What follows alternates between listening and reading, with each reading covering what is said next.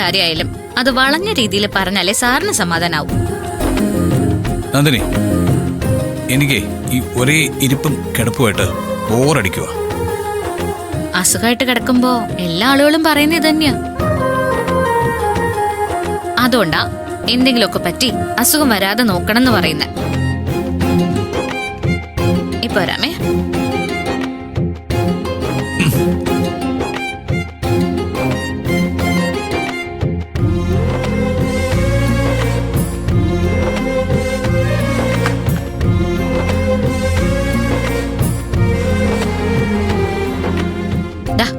പല്ല് തേക്ക്. ഇന്നും തേക്കണോ? പിന്നില്ലത് അസുഖം എന്നുകൊണ്ട് പല്ല് തേക്കാതിരിക്കാൻ പറ്റുമോ? തേക്ക് അങ്ങോട്ട്.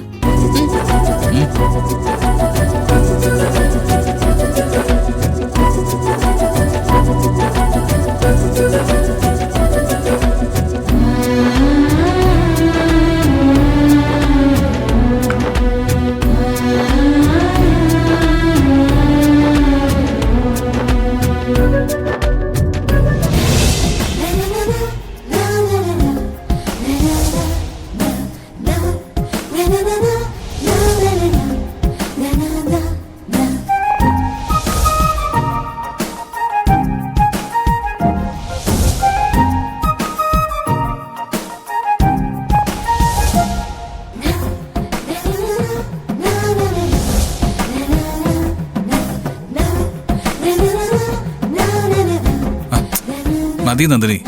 എന്താ നന്ദിനി ഇത്? ആ ചീപ്പിങ് തന്നാ മതി, ഞാൻ ജീവിക്കോളാം. വേണ്ട, കുഴപ്പമില്ല, ഞാൻ ചീക്കി വെച്ചോളാം.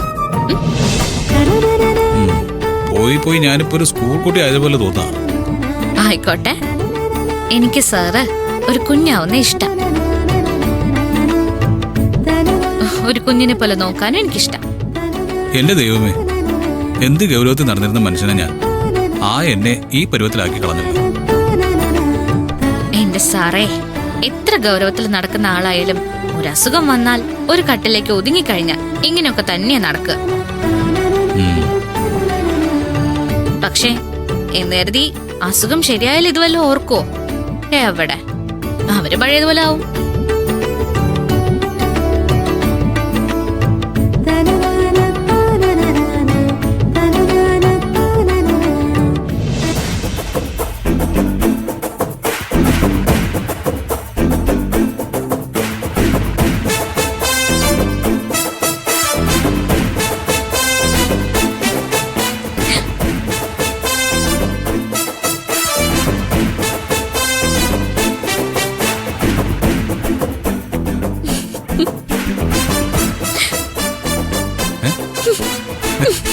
എന്താ?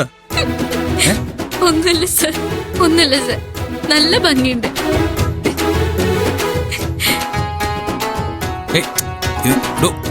ഇതിനെ താനിങ്ങനെ ചിരിക്കുന്നേ? ഒന്നുമില്ല സർ. നന്ദിനി, കാര്യം എന്താന്ന് പറ. എന്തിനാ താൻ ശരിക്കും ചിരിച്ചേ?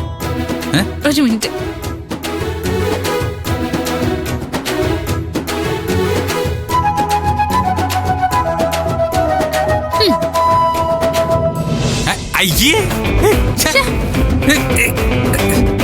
അയ്യോ, വേണ്ടായിരുന്നു സർ, നല്ല ഭംഗിയുണ്ടായിരുന്നു, ശരിക്കും നല്ല ഭംഗിയുണ്ടായിരുന്നു.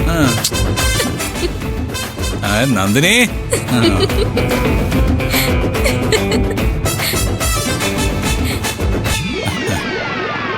Thank you Nandini. അതിപ്പോ എന്തിനാ? എത്ര പെട്ടെന്നാ എന്റെ ദിവസങ്ങൾ മാറിയത്. താൻ എന്റെ അടുത്ത് വരാതിരുന്നപ്പോ ശരിക്കും നരയിച്ചൊരു കിടപ്പായിരുന്നു. ചില നേരത്ത് ആ കിടപ്പിലങ്ങ് ചത്താലോ എന്ന് തോന്നിയതാ എനിക്ക്. നന്ദിനി, താൻ എന്റെ ജീവിതത്തിൽ എത്ര വിലപ്പെട്ടതാണെന്ന് ഞാൻ തിരിച്ചറിഞ്ഞ നിമിഷങ്ങൾ അതൊക്കെ.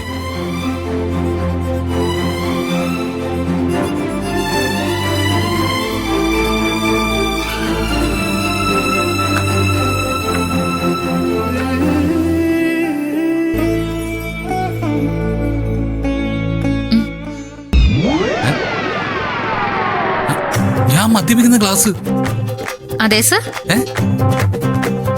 അവസാനം താൻ തീരുമാനിച്ചല്ലേ? എനിക്കറിയാം നന്ദിനി, ഞാൻ കുറെ ദിവസമായാലും കുടിച്ചിട്ട് എനിക്ക് അതിന്റെ അസ്വസ്ഥത ഉണ്ടാവുന്ന താൻ തിരിച്ചറിഞ്ഞു. അതുകൊണ്ടല്ലേ താൻ നിർത്തേ? അതെ സർ. Thank you Nandini. ഇങ്ങനെ ആയിരിക്കണം അസുഖമുള്ളവരുടെ കൂടെ നിൽക്കുന്നത്. അവർക്ക് എന്താണോ വേണ്ടത് അത് കുറഞ്ഞ അളവിലായാലും കൊടുക്കാൻ പറ്റണം. അല്ലാതെ ചിലരുണ്ട്, ഈ ഡോക്ടർമാരെന്തെങ്കിലും പറഞ്ഞാ പിന്നെ ഒരിക്കലും അത് ചെയ്യാൻ പാടില്ലെന്ന് മണ്ടത്തരം പറയുന്നവര്.